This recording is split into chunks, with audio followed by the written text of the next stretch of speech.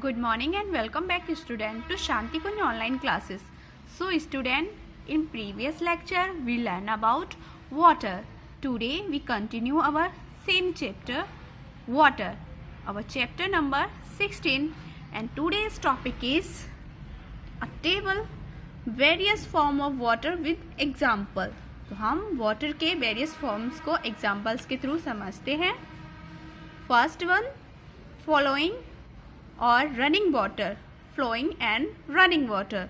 Example, lakes, river, seas, oceans. तो जो बहता हुआ पानी होता है रनिंग वाटर, वो किस में मिलेगा? लेक्स में, रिवर्स में, सीन समुद्रों में, ओशियंस में. And second one, frozen water और आइस. तो जमा हुआ पानी या आइस हमें कहाँ मिलती है? ग्लेशियर्स से, आइस कैप से, snow caps on mountain, ice sheets. Third one is water vapour. Water vapour कहाँ मिलती है? इन atmosphere. Fourth, water in ground. जमीन का पानी यानी अंडरग्राउंड वाटर. इन अर्थ और सॉइल. वाटर साइकिल और hydrological cycle. I hope you understand about various form of water. Today's topic, water cycle or hydrological graph. You know that water exists in three forms, solid, liquid and gas. आपको पता है water three forms में होता है, solid, liquid and gaseous form. ये हमें पता ही है. The continuous cycling of water among its three forms keeps the total amount of water constant in nature. तो इस तरह से ये जो वाटर का तीनों फॉर्म्स में चेंज होते रहना है और इससे हमारा वाटर नेचर में कैसा रहता है? कांस्टेंट रहता है. कांस्टेंट रहने का मतलब ये है कि वाटर अगर सॉलिड में चेंज हुआ है तो वही सॉलिड चेंज होकर लिक्विड में चेंज हो जाएगा और वही लिक्विड चेंज होकर फिर से सॉलिड या गैसेस में बन जाएगा और गैसेस फिर चेंज होकर लिक्विड या सॉलिड में चेंज हो जाते हैं. तो इस तरह से ये वाटर साइकिल चलता रहता है हमारे नेचर में. इस तरह से वाटर कांस्टेंट रहता है. This is done by water cycle और हाइड्रोलॉजिकल साइकिल. और इस तरह से ये एक वाटर साइकिल बना लेता है जिसे हम हाइड्रोलॉजिकल साइकिल भी कहते हैं. It take place at local level and at global level. तो ये लोकल लेवल से भी और देखा जाए तो पूरे ग्लोब के अकॉर्डिंग भी हो सकता है. It involves various process such as evaporation, transpiration, condensation, precipitation and percolation. तो ये इसमें कई सारे प्रोसीजर्स होते हैं जिनसे वाटर साइकिलिंग होती है.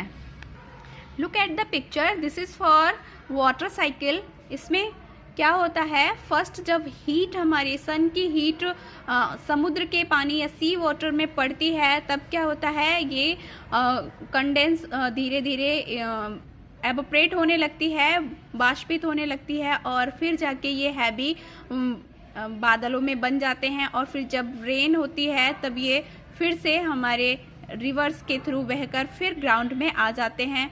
तो इस तरह से ये एक प्रोसीजर चलता रहता है. रिपीटेड प्रोसीजर साइकिलिंग होती रहती है. Next topic, ground water as an important source of water. तो ग्राउंड वाटर बहुत ही ज़्यादा इम्पॉर्टेंट सोर्स है वाटर के लिए.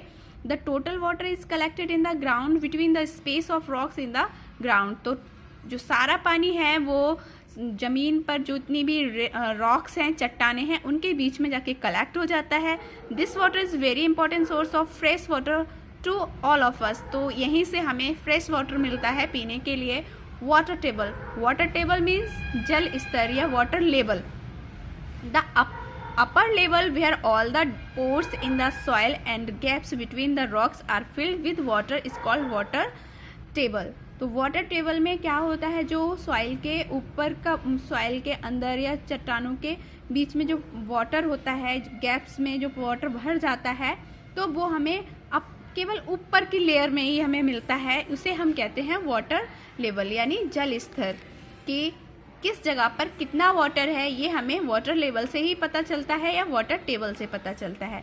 Water table is measured from the earth surface. Thus it may also be defined as follows. तो बच्चों जल स्तर को हम अर्थ की सरफेस से मेजर कर पाते हैं. चलो इसके बारे में कुछ फैक्टर्स दिए, इनको पढ़ते हैं।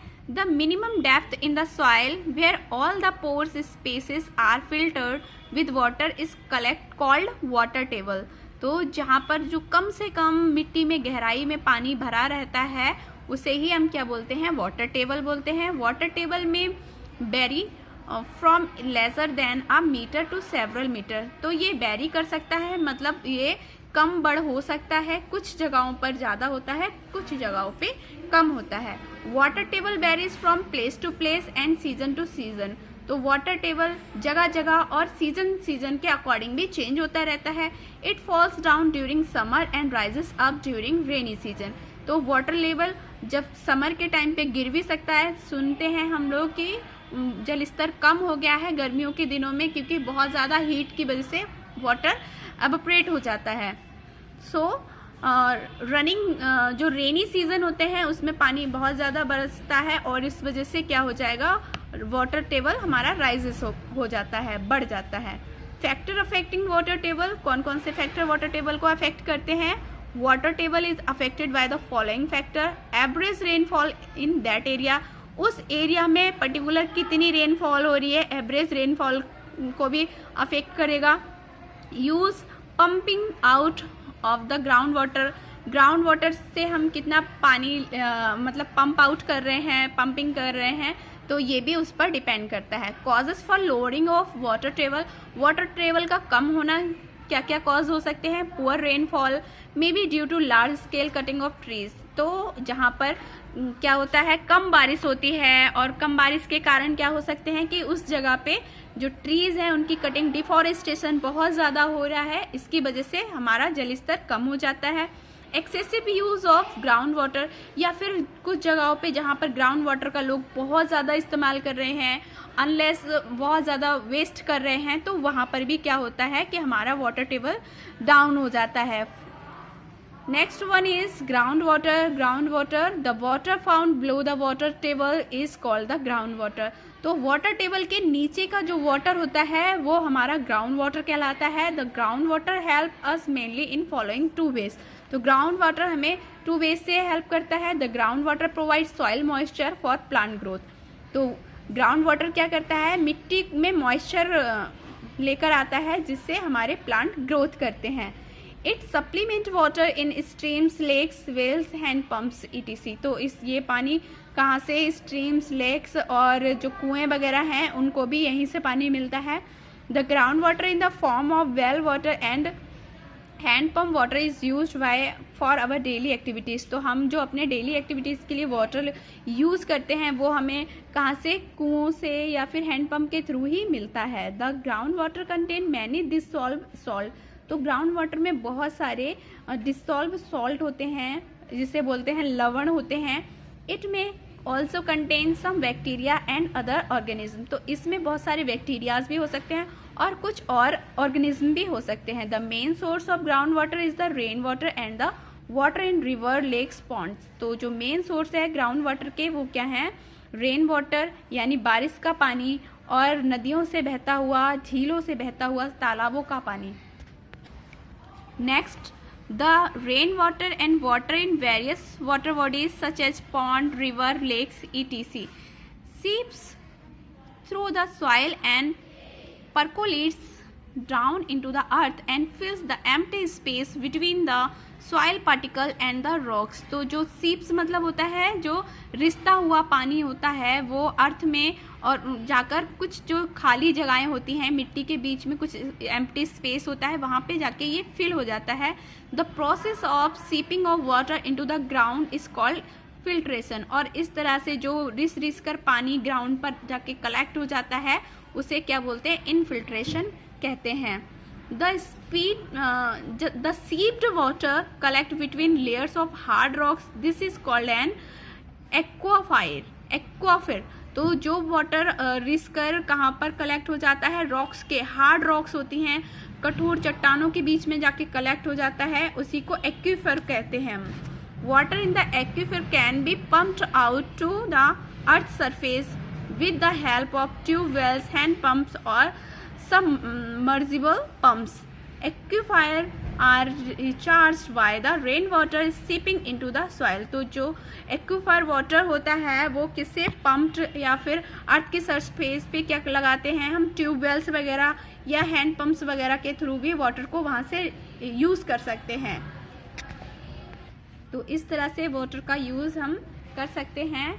So student, now your homework is you tick the correct questions आपको करने हैं and fill in the blanks आपको फिल करने हैं। अपनी कॉपी में नीट एंड क्लीन करना है, ट्रू एंड फॉल्स करने हैं एंड डिफाइन सम टर्म्स दिए हुए हैं, इनको खुद से करने की कोशिश करनी है। नेक्स्ट क्लास में हम इसे क्वेश्चन आंसर्स को कंप्लीट कराएंगे। तब तक के लिए बाय बाय, टेक केयर।